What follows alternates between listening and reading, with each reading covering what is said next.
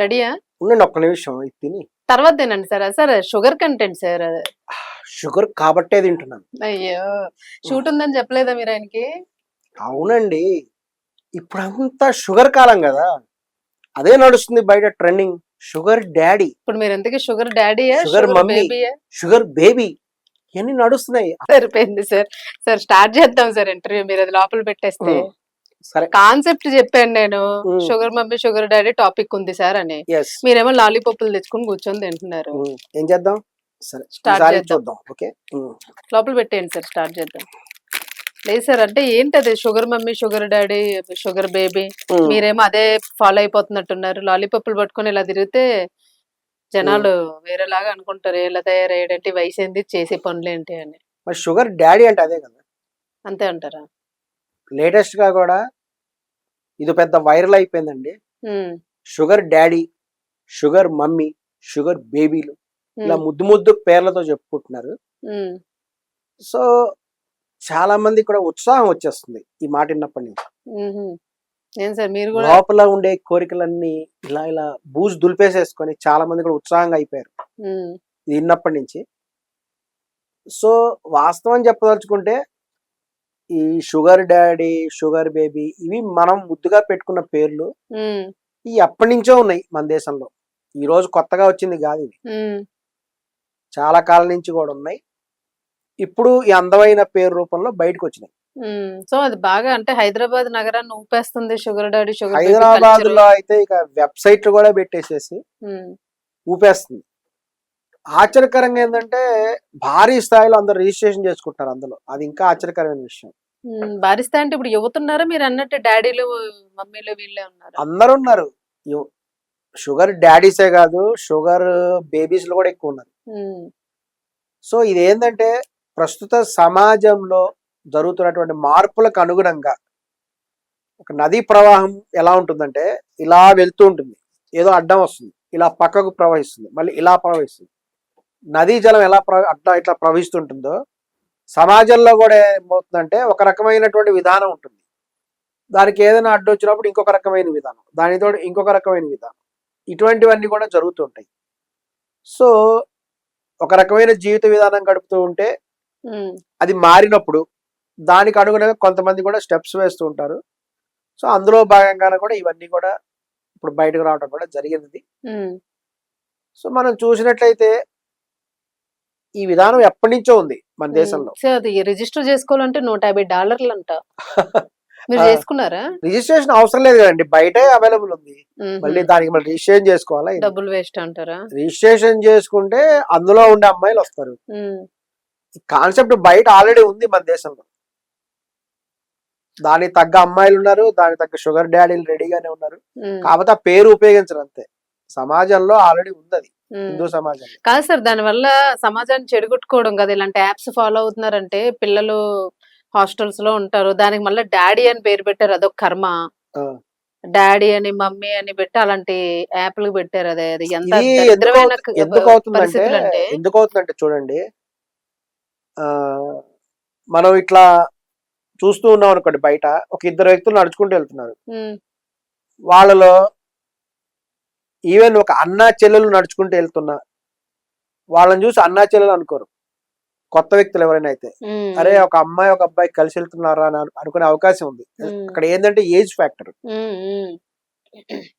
అదే ఇక బయట వాళ్ళది చెప్పక్కర్లేదు. ఒక అమ్మాయి ఒక అబ్బాయి కలిసి వెళ్తున్నారు అనుకోండి, ఓహో ఈ అమ్మాయికి ఇతను లవర్ కావాలా, అతనికి గర్ల్ ఫ్రెండ్ కావాలా అనేటువంటి అభిప్రాయం వచ్చేసి, సపోజ్ ఆ అమ్మాయికి తెలిసిన వాళ్ళు ఎవరైనా చూశారు అనుకుందాం, ఈ అమ్మాయి చూడాల కానీ ఆ అమ్మాయి తెలిసిన వాళ్ళు ఎవరైనా చూశారు దూరం నుంచి, వాళ్ళిద్దరు కలిసి వెళ్తున్నారు, సినిమాకి వెళ్ళారు, లేకపోతే పార్క్ వెళ్ళారు, లేకపోతే పానీపూరి తింటున్నారు.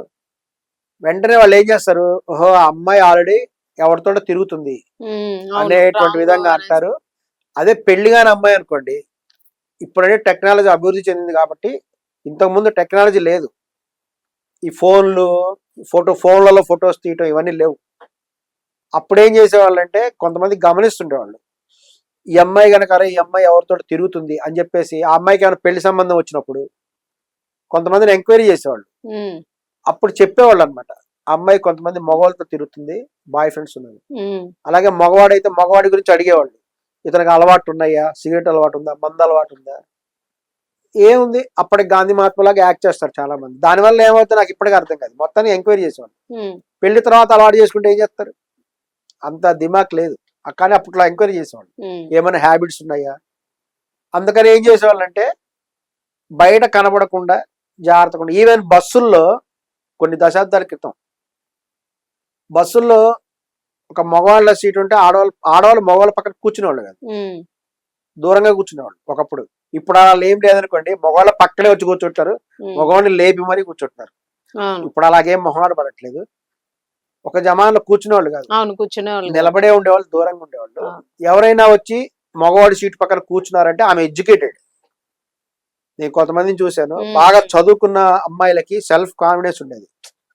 దానివల్ల వాళ్ళు మేము చదువుకున్న అమ్మాయి దాన్ని ఏమంటారంటే ఆత్మవిశ్వాసం దృఢంగా ఉండేది. ఆమె వచ్చి పక్కనే కూర్చునేది. కూర్చుంటే ఏమవుతుంది అని ఆమె స్ట్రాంగ్ ఆన్సర్ చెప్పేది. ఈవెన్ ఆటోల్లో కూడా అలాగే ఉంది, అదే కల్చర్ ఉంది. కాదు సార్, ఒకటే ఫైనల్ గా చెప్పండి. అంటే ఇప్పుడు దీని వల్ల యూత్ చెడిపోయే అవకాశాలు ఉన్నాయి కదా, దానికి ఏమంటారు మీరంటే? మీరు ఏవో సమాజం కోసం, సంఘ సేవ కోసం ఏవో పోరాటాలు చేస్తుంటారు కదా. సంఘ సేవ కోసము, సమాజంలో నైతిక విలువల కోసము అనేక మంది కూడా ప్రయత్నం చేస్తున్నారు. కొన్ని పెద్దవాళ్ళు ఎప్పుడు మంచి చెప్తుంటారు. కానీ ఏంటంటే ఈ వ్యవస్థ అనేది బలంగా కూడా ఉంది. ఒక షుగర్ డాడీతో ఒక అమ్మాయి కనుక ఫ్రెండ్షిప్ అతనితో కనుక తిరుగుతున్నట్టయితే, ఇందాక నేను చెప్పినట్టు వాళ్ళిద్దరు కలిసి వెళ్తుంటే ఏమనుకుంటారు, తండ్రి కూతురు అలాగా పోయినా వాళ్ళ బాబాయ్ వాళ్ళ అంకులో అనుకుంటారు. సో అంకుల్ కల్చర్ ఉంది. కానీ ఇది వరకు మటుకు ఆంటీ కల్చర్ ఎక్కువ ఉండేది. ఆంటీ అనే సినిమాలు కూడా వచ్చినాయి. ఆంటీ అనే సినిమా కూడా వచ్చింది. ఆంటీ అంటే పిన్ని అవ్వచ్చు, అత్త కూడా అవ్వచ్చు. సో ఈ ఎవరైనా బాయ్స్ ఎవరైతే ఉంటారో ఆంటీ సంబడపడతారు అనేటువంటి ఒక టైంలో చాలా వల్గారిటీ కూడా అయింది అది. ఇప్పుడు ఎవరు పట్టించుకోవట్లేదు. ఇప్పుడు అంతా ఎడ్యుకేట్ అంతా డెవలప్ అయిపోయారు కదా. ఒకప్పుడు ఎడ్యుకేషన్ తక్కువ ఉండేవాళ్ళు, అన్ఎడ్యుకేట్ ఎక్కువ ఉండేవాళ్ళు. కాబట్టి ఇప్పుడు ఆల్మోస్ట్ అందరు ఎడ్యుకేటెడ్ కాబట్టి ఆ విషయాన్ని అంత సీరియస్ గా కూడా ఏం తీసుకోవట్లేదు. కాకపోతే ఏంటంటే టాక్ అయితే ఉంది. ఈ ఎవరైతే అమ్మాయిలు ఉన్నారో వీళ్ళు దీన్ని ఏమంటారంటే, ఇప్పుడు సినిమా ఫీల్డ్ లో అంటున్నారు కదా, ఈ కాస్ట్యూమ్ కోచ్ ఏం కోచ్లో, ఈ కోచ్లు సమాజంలో ఉండటమే ఇది. ఈ షుగర్ డాడీ అంటే అదే కాన్సెప్ట్. ఇప్పుడు అమ్మాయిలు ఎవరైతే ఉన్నారో, ఈ అమ్మాయికి ఉద్యోగం కావాలంటే అక్కడ ఎవరో పెద్ద ఆయన ఉన్నాడు, అక్కడ ఉద్యోగం చేరినప్పుడు అతనితో గనక ఒక ఈ స్వీట్ డాడీ కింద, ఈ డాడీ కింద, షుగర్ డాడీ కింద తీసుకుంటే ఆమె హ్యాపీగా ఉద్యోగం చేసుకోవచ్చు. ఆమె ఉద్యోగానికి ఎటువంటి డోకా లేదు. లేదంటే ఇక సరిగా పని చేయలేదనో ఏదో తిట్టటము, ఇట్లా కొంతమంది కామాంధులు కూడా ఉంటారు. రెండు రకాలు కూడా ఉంటాయి. అలానే సిన్సియర్ అమ్మాయిలు కూడా ఉన్నారు. మొన్న మెగాస్టార్ చిరంజీవి గారు చెప్పింది అదే కదా, ఎప్పుడూ ఉంటారు. కానీ అమ్మాయిలు దృఢంగా ఉండాలి. అమ్మాయిలు స్ట్రాంగ్ ఉన్నప్పుడు వేటికి అవకాశం లేదంటారు. కొంతమందికి ఏం చెప్తారంటే, నువ్వు గనక ఎడ్యుకేషన్ టైంలో అమ్మాయిల జోలికి వస్తే చదువు చంకనాగిపోద్దని చెప్తారు చాలా మంది. చదివే టైంలో చదువుకోవాలి. ఇప్పుడు డాక్టర్ కోర్స్ చేసేవాళ్ళు, ఇంకా పెద్ద పెద్ద చదువులు చదువుతారు చూడండి, వాళ్ళు ఎప్పుడు చదువు మీద కాన్సన్ట్రేషన్ ఉంటుంది. వాళ్ళ పక్కన లవ్లు ఇట్లా ఇవన్నీ పట్టించుకోరు వాళ్ళు. ఈవెన్ ఒక ఐఏఎస్ ప్రిపేర్ అయ్యేవాళ్ళు, అంటే హై లెవెల్ వాళ్ళు, పెద్ద పెద్ద ఇంజనీరింగ్ కోర్సులు చేసేవాళ్ళు, వీళ్ళంతా ఎవరిని పట్టించుకోరు. వీళ్ళు ఓన్లీ స్టడీ. పుస్తకాల పురుగు అని సామెత చెప్పారు. ఇది వీళ్ళ గురించే. వీళ్ళు సమాజాన్ని ఎవరిని పట్టించుకోరు, అమ్మాయిలు అసలు పట్టించుకోరు. ఓన్లీ చదువు. ఇలా చదువుకొని ఒక మంచి పొజిషన్కి వెళ్ళిపోతారు. ఒక ఐపీఎస్ ఆఫీసర్, ఐఏఎస్ ఆఫీసరు, లేకపోతే ఒక పెద్ద డాక్టర్, పెద్ద ఇంజనీర్ అవుతారు. ఇవన్నీ జరిగి లైఫ్ లో ఒక మంచిగా సెటిల్ అయ్యేటప్పుడు ఒక ఏజ్ వచ్చేస్తుంది. వీడికి 30 or 40 వచ్చేస్తాయి. ఒక మంచి పొజిషన్ వచ్చినప్పటికి.